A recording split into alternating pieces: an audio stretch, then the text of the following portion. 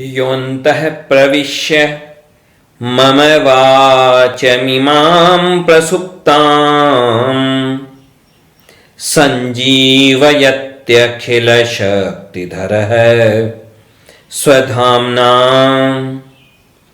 अन्याश्च हस्तचरण श्रवणत्वगादीन् प्राणान्नमो भगवते पुरुषाय तुभ्यम्। श्रीवीरराघवदयार्द्रकृपावतारम्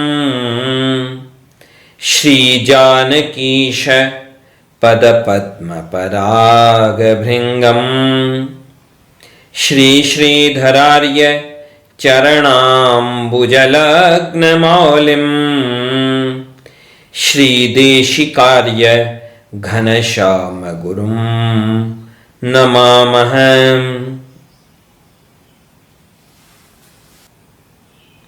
भगवान का स्वभाव है कि उन्हें किसी का भी अहंकार स्वीकार नहीं होता। चाहे कोई व्यक्ति भगवान का भी कितना निकट वाला हो, चाहे कोई व्यक्ति भगवान का प्रिय पात्र कहलाता हो, लेकिन भगवान किसी के भी अहंकार को बिल्कुल सहन नहीं करते। श्रीमद् भगवद गीता में ही भगवान श्री कृष्ण उपदेश करते हैं 16वें अध्याय में। वहां पर दो तरह की संपत्ति का उल्लेख करते हैं, दैवी संपत्ति और आसुरी संपत्ति। तो दैवी संपत्ति जो है वह संपत्ति ऐसी है कि जो भगवान की प्राप्ति में सहायक है, और जो आसुरी संपत्ति है वह संसार में भले ही उन्नति दे देवे, लेकिन वह आसुरी संपत्ति नरक में ही पहुंचाती है। तो वहां पर स्वयं भगवान श्री कृष्ण अपने श्रीमुख से स्पष्ट कहते हैं, दैवी संपत्ति का वर्णन करते हुए, तेज क्षमा धृति शौचम अद्रोहो नातिमानिता भवन्ति संपदम दैवीम अभिजातस्य भारत। तो यहां स्पष्ट कहा उन्होंने, भगवान श्री कृष्ण ने दैवी संपत्ति का वर्णन करते हुए, नातिमानिता यानी जो ज्यादा सम्मान का इच्छुक ना हो, जो अभिमानी ना हो, ऐसा होना चाहिए दैवी संपत्ति वाले व्यक्ति को। यदि कोई व्यक्ति अहंकारी है तो उसके लिए क्या कहा भगवान ने? तो अगले ही श्लोक में भगवान श्री कृष्ण ने वहां वर्णन किया आसुरी संपत्ति का। दंभो दर्पोऽभिमानश्च क्रोधः पारुष्यमेव च अज्ञानं चाभिजातस्य पार्थ संपदमासुरीं।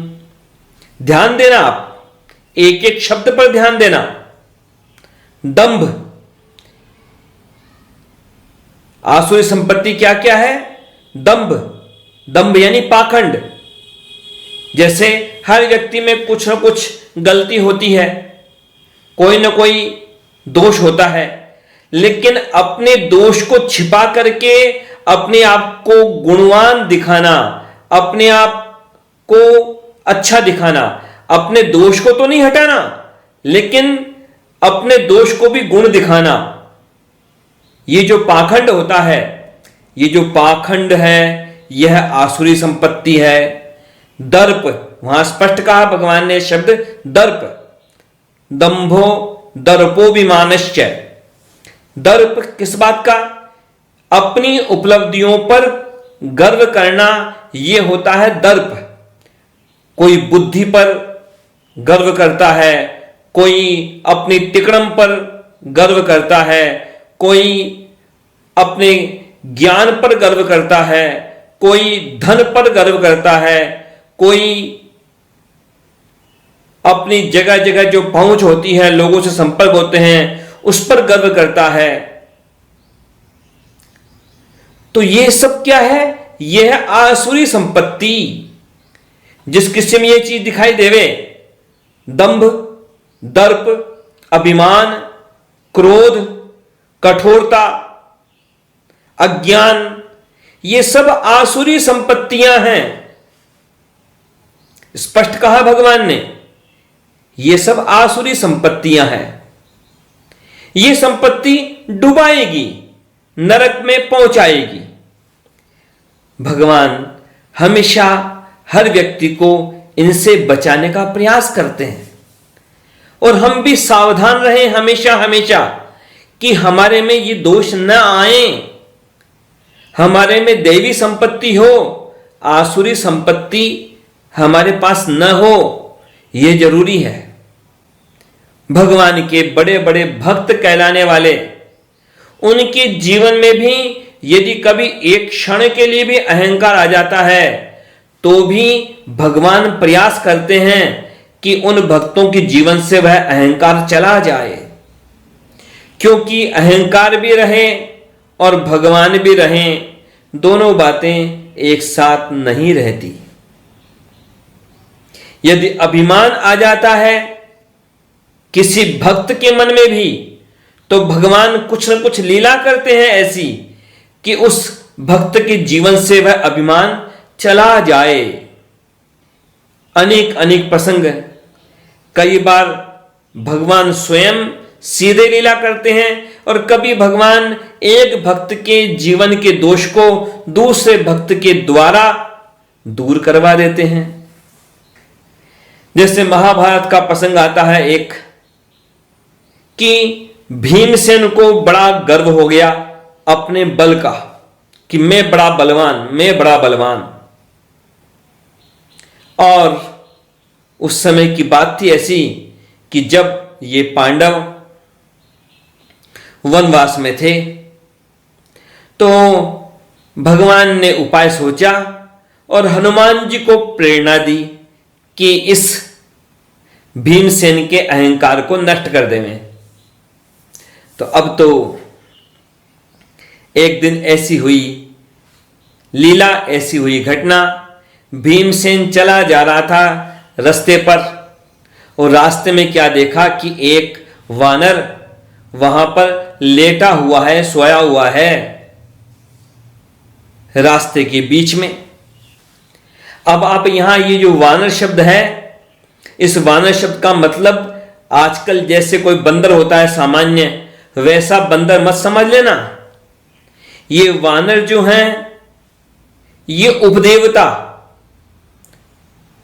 कई तरह के उपदेवता होते हैं। जैसे देवता होते हैं, वैसे कई तरह के उपदेवता होते हैं। यक्ष, किन्नर, नाग और वानर, ये भी कई उपदेवता हैं।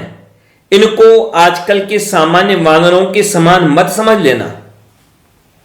तो वहां पर देखा, क्या देखा भीमसेन ने, कि एक वानर वहां पर सोया हुआ है।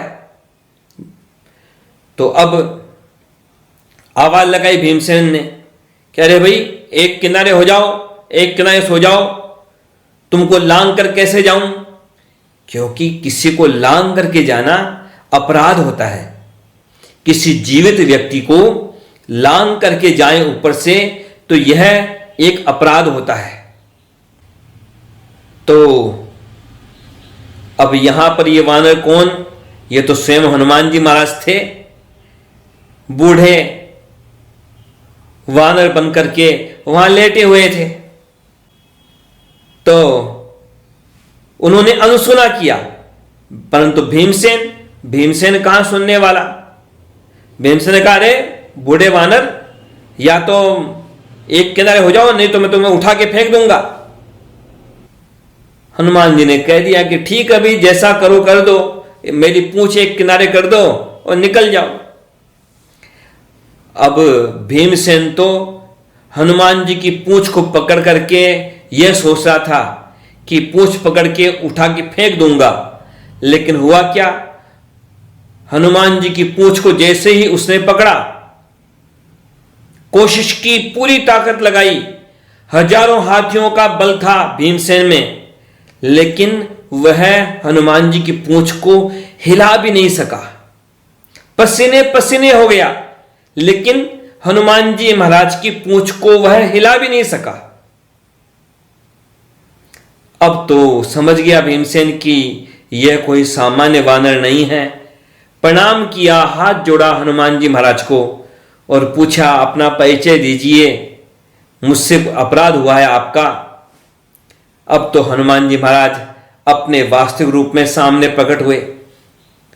भीमसेन ने प्रणाम किया, क्षमा मांगी कि मुझको अपने बल का अहंकार हो रखा था, कृपा की आपने मेरे अभिमान को नष्ट किया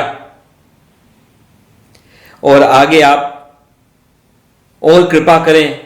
हनुमान जी महाराज ने कहा कि बोलो क्या चाहते हो, मांग लो वरदान, कुछ चाहते हो तो। तुम्हारा अभिमान नष्ट हो गया तो मैं भी प्रसन्न हूं। भीमसेन ने कहा कि देखिए, आगे लगता है कि युद्ध होगा कौरवों के साथ, तो आप सहायता करना है युद्ध में हमारी। हनुमान जी महाराज ने कहा कि देखो, युद्ध में सीधे तो मैं आऊंगा नहीं किसी पक्ष से युद्ध करने के लिए, लेकिन अर्जुन के रथ की ध्वजा पर मैं विराजमान रहूंगा और हुंकार भर के बीच बीच में उन कौरवों की सेना की हिम्मत को तोड़ता रहूंगा, उनको कमजोर करता रहूंगा। हनुमान जी महाराज वरदान देकर के अंतर्ध्यान हो गए। भीमसेन यह भी वायुपुत्र है, हनुमान जी वो तो है ही हैं, पवन सुत नामा। अर्जुन के जीवन में भी कई बार अभिमान आया और उसके अभिमान को भी भगवान ने कई तरीके से नष्ट किया। जब महाभारत का युद्ध हुआ तो उस युद्ध में अर्जुन तो जीत रहा था। अर्जुन जीत रहा था तो अर्जुन को अपने वीरता का गर्व हुआ और भगवान श्री कृष्ण से कहने लगा कि देखो, मेरे बाण चलाने पर औरों के सबके रथ टूट गए, लेकिन देखो मुझको अपना रथ कभी नहीं बदलना पड़ा, मेरा रथ वही का वही रहा हमेशा का हमेशा। मैं कितना वीर हूं। भगवान श्री कृष्ण मुस्कुराए, कुछ बोले नहीं। अर्जुन ने फिर कहा कि देखो, मैंने बाण चलाए तो सबके रथ या तो टूट गए या पीछे खिसक गए, लेकिन मेरा रथ कभी पीछे नहीं हटा, कभी पीछे नहीं खिसका बाण लगने पर भी। भगवान श्री कृष्ण उस समय उत्तर नहीं दिए। भगवान श्री कृष्ण ने उत्तर कब दिया? जब महाभारत का युद्ध समाप्त हो गया। हमेशा तो क्या करते थे भगवान श्री कृष्ण? रोज प्रतिदिन पहले रथ पर बैठ जाते थे, अर्जुन बाद में रथ पर सवार होता और पहले अर्जुन रथ से उतरता और फिर भगवान श्री कृष्ण रथ से उतरते। महाभारत का युद्ध जब समाप्त हो गया तब की बात ऐसी रही, भगवान ने कहा अर्जुन से, अर्जुन तुम रथ से उतरो। अर्जुन रथ से उतरा, भगवान भी रथ से नीचे उतरे और भगवान ने अर्जुन से कहा देखो रथ की ओर। तो देखा रथ की तरफ तो रथ तो जलने लगा और जल करके राख हो गया। अर्जुन ने कहा भगवान ये क्या? भगवान ने कहा देखो, तुम्हें अपने बल का अहंकार हो रहा था, अपने अस्त्रों का अहंकार हो रहा था, अपनी वीरता पर अहंकार हो रहा था कि तुम्हारा रथ कभी पीछे नहीं खिसका, तुम्हारा रथ कभी नहीं टूटा। अरे भाई, यह रथ तुम्हारा पीछे क्यों नहीं खिसका कभी भी? क्योंकि हनुमान जी महाराज इसके रथ के ऊपर ध्वजा पर विराजमान थे। और देखो, तुम्हारा रथ तो कभी का ही जल के राख हो चुका था, यह तो मैं उस रथ पर बैठा था, इसलिए वह रथ सुरक्षित था, बचा हुआ था मेरे रथ पर बैठने के कारण। और आज मैंने अपने संकल्प से इसको बचाने का विचार छोड़ दिया, क्योंकि आज यह कार्य पूरा हो गया। तो बस यह रथ भी देख लो, तुम्हारी आंखों के सामने यह जल करके राख हो गया है। अर्जुन के अहंकार को तोड़ दिया भगवान श्री कृष्ण ने। और भी आगे की एक बार घटना हुई ऐसी कि एक बार भगवान श्री कृष्ण, अर्जुन और हनुमान जी महाराज, इन तीनों का एक जगह पर मिलना हुआ। तो मिलना हुआ तो अर्जुन को पुनः उसी समय अहंकार हो गया कुछ, और हनुमान जी महाराज से कहने लगा कि अरे, उस समय राम जी के समय में होता तो मैं वानरों को इतना परिश्रम नहीं करने देता, मैं तो अपने बाणों से ही समुद्र के ऊपर पुल बना देता, आराम से सारी वानर सेना इस पार से उस पार पहुंच जाती। हनुमान जी महाराज ने कहा, देखो, बाणों से बनाया हुआ पुल इतना मजबूत नहीं होता, क्योंकि इतने इतने बड़े बलशाली वानर थे। वे वानर यदि उसके ऊपर से चलते तो वह बाणों का पुल तो कभी का टूट जाता। अर्जुन ने कहा, नहीं नहीं, मेरे पास ऐसी धनुर्विद्या है, मैं बाण चलाता तो मैं बाणों से ऐसा मजबूत पुल बना देता, उसे कोई नहीं तोड़ सकता। हनुमान जी महाराज ने कहा कि चलो ऐसा करो, ये देखो, ये छोटा सा तालाब दिख रहा है सामने, 100-200 हाथ का यह तालाब है, चलो तुम इसके ऊपर एक पुल बना दो। उस पुल के ऊपर से केवल मैं अकेला उसके ऊपर से जाता हूं। यदि मैं उसके ऊपर से आराम से निकल गया और तुम्हारा पुल नहीं टूटा तो मैं मान लूंगा तुम्हारी बात। अर्जुन ने उसी समय अपने बाणों से बाणों की वर्षा करके उस तालाब के ऊपर एक पुल बना दिया, बाणों का पुल। अब हनुमान जी महाराज उस पुल के ऊपर चलने लगे। जैसे ही पहला कदम रखा, वह पुल तो डगमगाने लगा। दूसरा कदम रखा हनुमान जी महाराज ने, अब तो वह पुल पूरा का पूरा डगमग डगमग करने लगा। अर्जुन घबराया। अब तो आगे जैसे हनुमान जी बढ़ने लगे उस पुल के ऊपर, आगे पुल चरमराया नहीं, आगे पुल सुरक्षित रहा। हनुमान जी पुल पर से उतर करके आए और तत्काल नीचे पहुंचे, पुल के नीचे। देखा तो क्या देखा, देखा वहां भगवान श्री कृष्ण को, कि भगवान श्री कृष्ण, उन्होंने अपनी पीठ के ऊपर उस पुल को संभाला हुआ था। अब तो अर्जुन ने भी भगवान को क्षमा प्रार्थना करते हुए प्रणाम किया, भगवान क्षमा कीजिए, भगवान क्षमा कीजिए, समझ गया मैं, यह पुल तो हनुमान जी महाराज के 2 कदम रखते ही टूट जाता, यह तो आपने इस पुल को अपनी पीठ पर बचा करके रखा, मेरी बात रख ली आपने भगवान, लेकिन मेरा अपराध हुआ, मुझे क्षमा कीजिए, मेरे अहंकार को एक बालक का अहंकार समझ करके क्षमा कीजिए। भगवान ने कहा, देखो अर्जुन, उन वानरों ने जो परिश्रम किया उसके बारे में तुम अपना झूठा अहंकार मत रखो। अरे, एक हनुमान जी महाराज के भार को भी सहन नहीं कर पाया तुम्हारा यह पुल, और उस समय तो कितने सारे वानर थे।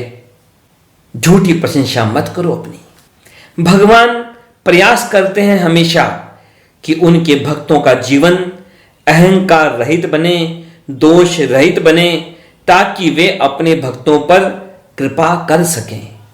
भगवान तो सदैव कृपा ही कृपा करते हैं अपने भक्तों पर। समस्या कहाँ है कि उनके भक्त अपने जीवन के दोषों को त्यागना नहीं चाहते, अपने अभिमान को नहीं त्यागते, अपने दंभ को नहीं त्यागते, तो फिर भगवान की कृपा को प्राप्त नहीं कर पाते।